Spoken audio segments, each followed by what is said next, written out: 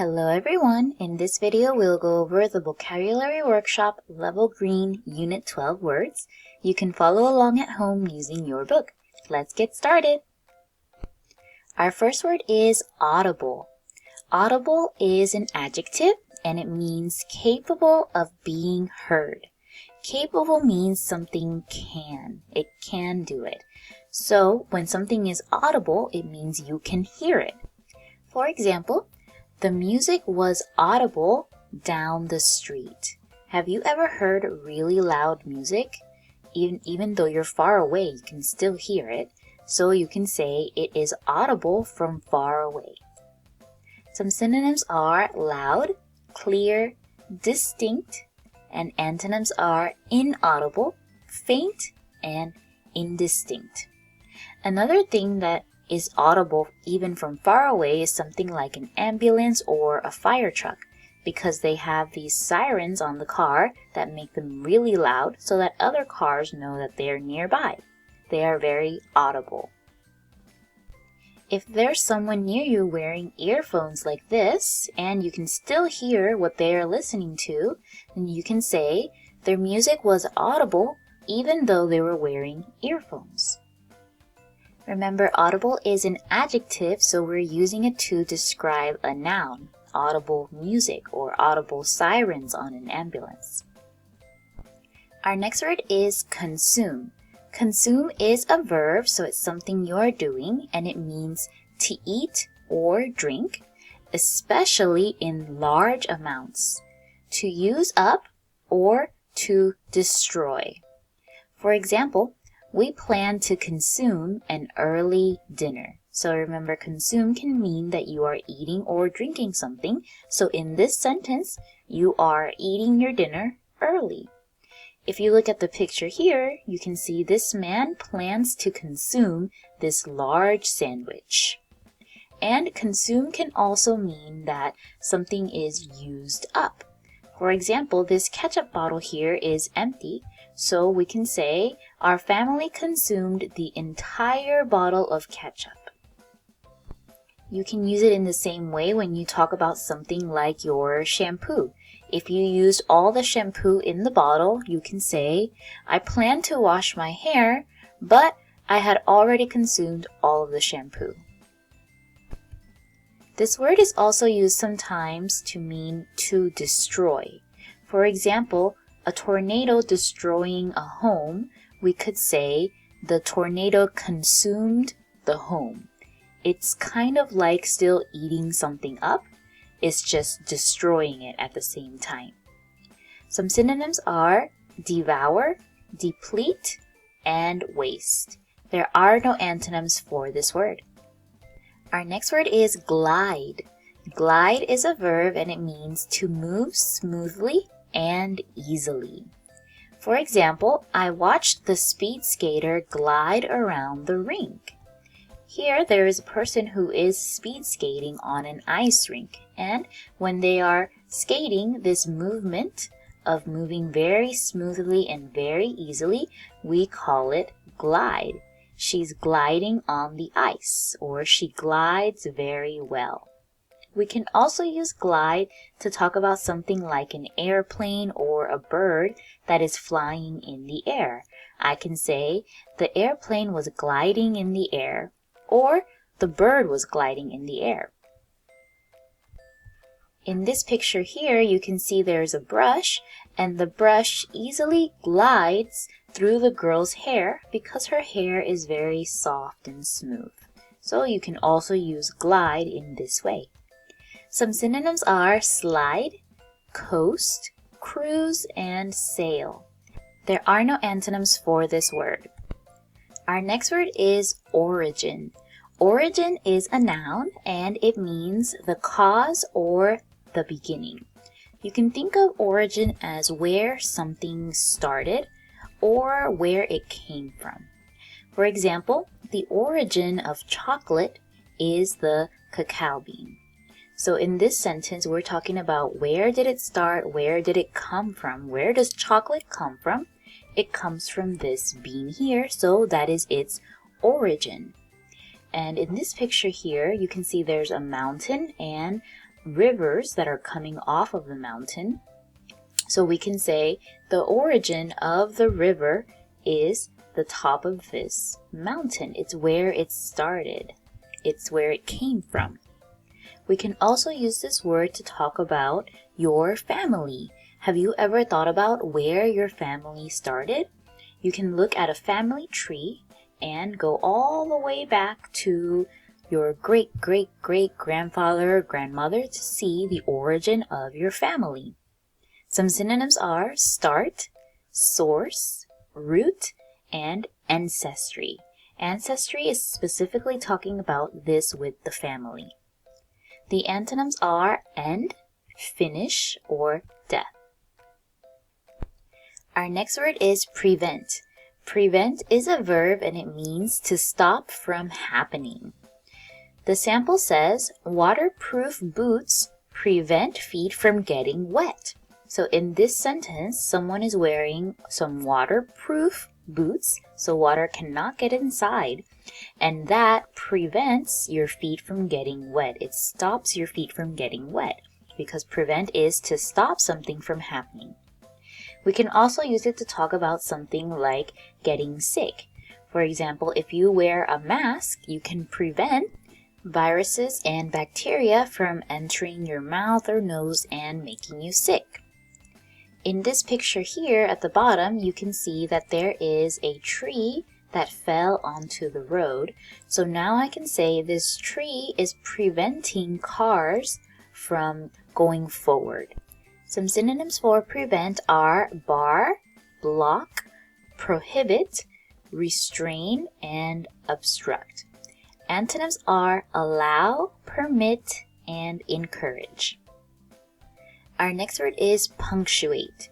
Punctuate is a verb and it means to mark printed or written materials with periods, commas, and other signs. It can also mean to give importance to something. Let's look at the example. Be careful how you punctuate your sentences. So I think we all know about different kinds of punctuations, especially a question mark, an exclamation mark, and a period, maybe this one here.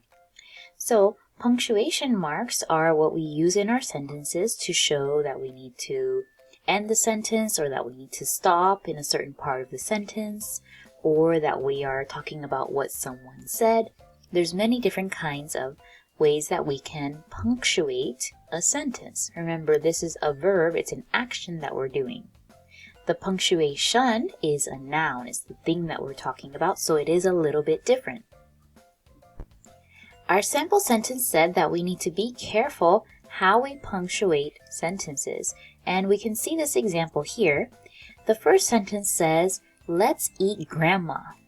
And the second sentence says, let's eat grandma. What do you think is different between these two sentences? I can see that there's a comma in this sentence, but there's not a comma in this sentence. The sentences are punctuated differently. So in the first sentence, because there's no comma, it means that we are going to eat grandma. Grandma is the thing that is for dinner. While in the second sentence, there is a pause, so we're not talking about eating grandma.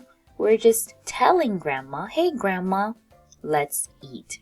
So you do have to be very careful how you punctuate your sentences so that you don't make some funny sentences like this. Some synonyms for punctuate are emphasize and accentuate. There are no antonyms for this word. Since this word can also mean to give importance to, there is another way that you can use it. For example, if someone asks me, do you like to play soccer? And then I answer, I don't like to play soccer. The way I said play is punctuated a little bit differently. It sounds different. I accentuated that word a little bit different. I didn't say, I don't like to play soccer. I said, I don't like to play soccer. So in that sentence, it means maybe playing soccer is not what I like, but I like to watch soccer instead. So you can punctuate some words differently when you speak to show that they are important or that you mean something special. Our next word is representative. Representative is both a noun and an adjective. You can use it in both ways. As a noun, it means a typical example, someone who acts for another. For example, she was the company's representative at the meeting. In this sentence, there is a person that works for a company, and that company has to have a meeting, but everybody in the company can't go to that meeting. Only one person can go. So they will send a representative. They will send an example, someone who acts for the other people in the company. So that representative will make all the decisions and share their ideas at the meeting. They are a representative. Another example would be, imagine that your class is picking one student to go and talk with the principal. And then that student has to share ideas from the whole class. So they are the representative. They are speaking for the class. The whole class cannot have the meeting with the principal. Only one can. So they are a representative. Another example would be, have you ever seen a picture of a penguin when there's a book talking about birds that live in cold places? There are more than just one kind of bird that lives in cold places. But why do we have only a picture of penguins? That's because they are the representative. They are showing an example, a typical example of what a bird that lives in cold weather might look like. So, a representative can be a person who acts or speaks for others, or it can be a thing that shows us what a group is like. We can also use representative as an adjective to mean having to do with elected members and being a typical example. For example, the painting is representative of pop art. Now, since it's an adjective, it's no longer a thing or a person.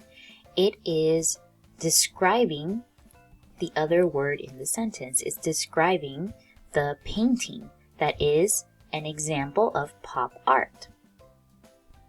So if I'm looking at a painting like this of Mickey Mouse with all these bright colors and interesting shapes, this kind of art is called pop art. So I can say, wow, that painting is representative of pop art. It's showing me a typical example. It's showing me what pop art looks like.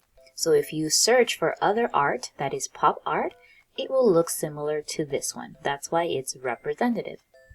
I can say the same for this picture here. There is a student who is studying very hard. So I can say she is a representative student. I'm using representative as an adjective, and who always does her work. So she is showing us, she is giving us an example of what a good student is, what a student should be like. For this part of the meaning having to do with elected members, think about in some countries people vote to choose their leaders, like their presidents. And those leaders are called representative leaders because the people picked them, the people elected them to speak for them. So they will be the ones to make the decisions and to make the laws because the people chose that person. They thought they were a good person, so they elected them. And now they are a representative leader. Some synonyms of representative are agent, spokesperson, delegate, elected, chosen, and typical. The antonyms are atypical and unrepresentative. Our next word is scorn. Scorn is a noun, and it is a feeling that something or someone is worthless or inferior. Inferior means they are less than something else or someone else. It's also an expression of that feeling. So this word scorn means that you are feeling somebody's bad emotions about you. Someone might think that you are not good, that you are less than them, so you are feeling their scorn. For example, it is not right to treat those who are less fortunate with scorn. In this sentence, you can think about someone less fortunate, let's say someone who is poor. And it says it's not right to treat those who are less fortunate with scorn. Imagine that there's someone who is poor, so maybe they have very old clothes or shoes that are almost broken, and it's not right, it's not good to treat them with scorn in a way that makes that poor person feel like they are worthless. For example, if someone says mean things about their clothes or mean things about their shoes, they are treating them with scorn. Imagine that someone laughs at another kid's drawing and says, "That's terrible." That is called scorn, because they're not just being unkind, they're showing they think the drawing is not good. It's not even good to look at. So that is scorn. And usually when people show scorn, they have a very angry looking face like these two examples here. We often use this word in these ways by saying someone showed scorn, someone looked at something with scorn, or someone felt scorn. One synonym is ridicule, which means to make fun of somebody, and antonyms are admiration and praise. Have you ever felt scorn from someone, or did you ever treat someone with scorn? We can also use scorn as a verb, and it means to act with contempt towards an object or a person. So you can think of it as you don't like something, so you say no. It also means to make fun of. For example, I hope no one will scorn my old bike. In this sentence, you can see they are hoping that nobody will make fun of their old bike. You can also use it in this way. She scorned his help and said she didn't need it. Usually if someone looks like they need help and then someone offers help but they say no, we can use this phrase, someone scorned his help or her help. Another example would be they scorned his answer even though he was trying his best. So in this sentence, the students acted with contempt towards the person. They were saying no, they don't like the answer, maybe they don't like that person, so they scorned his answer. Some synonyms are ridicule, disrespect, mockery, mock, sneer, dismiss. And antonyms are approve and embrace. So again, you can use scorn as a noun, which is talking about that feeling, or you can use it as a verb when someone is saying no about something or that they are making fun of something. Our next word is stout. Stout is an adjective and it means large and heavy in build, physically strong and sturdy, having courage or determination. So there's 3 different meanings for this word. For example, the stout old maple stood in the meadow. In this sentence, there is a tree called a maple tree, and this tree has a very thick trunk. So, because it's very wide and very heavy and strong, we can describe it as stout. Remember, stout is an adjective, so we can describe things that are heavy and strong as stout. I can also use stout to talk about people. For example, I can say, the stout man was an actor in this movie I saw. So I'm describing him as being a little bit large and heavy, maybe even strong. I could also describe something like a chair. I can say, I want to buy a stout chair for my living room. I want a chair that is heavy and large and strong. And stout also means having courage or determination, someone who is brave and doesn't give up, such as a firefighter. So I can say the stout firefighter ran into the burning house to save the dog. He was very brave and he didn't give up. Some synonyms are fat, brave, bold, and courageous. Antonyms are cowardly, timid, weak, and thin. Our last word is woe. Woe is a noun, and it means great sorrow or suffering or trouble. So woe is actually something that people feel. It's a feeling, and it's a very sad feeling. Something very terrible happened, or something very troubling happened, so you don't feel good. For example, I felt such woe when my poor dog died. So of course, if somebody's dog dies, that person is going to feel very, very sad. So sad that they might feel woe. It's a very strong feeling of sadness. And we often use this word together with felt. We can say someone felt woe because of something. Or we can also say someone is full of woe.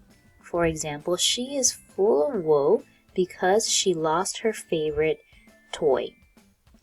Or we can also say blank's woe began when something something. So someone's feeling of sadness started when something happened. Some synonyms are sadness, unhappiness, misery, grief, misfortune, and suffering. Antonyms are happiness, joy, and luck. Have you ever felt woe before? And that's it for this video. We went over the Vocabulary Workshop Level Green Unit 12 words. Thank you so much for listening and see you next time. Bye!